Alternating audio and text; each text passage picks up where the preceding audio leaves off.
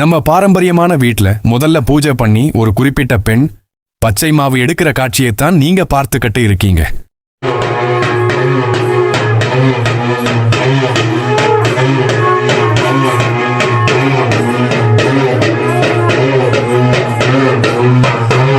இந்த பொண்ணுதான் நோன்பு முடியற வரைக்கும் இந்த பொறுப்புல இருப்பாங்க.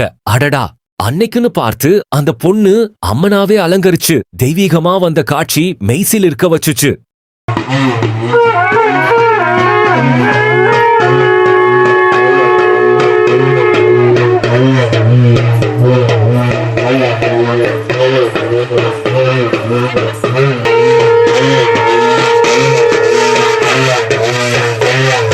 அப்புறம் மேளதாளங்கள் வாத்தியங்கள் முழங்கச் சிறப்பு ஊர்வலமா கோயிலுக்கு செல்றதையும் அதுக்கப்புறம் பூவோடு சுத்தி வருங்கிறதையும் நீங்க பார்க்கலாம்.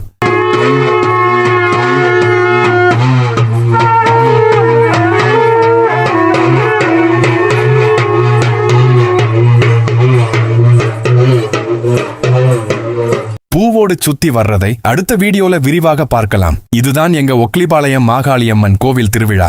தொடர்ந்து இணைஞ்சிருங்க.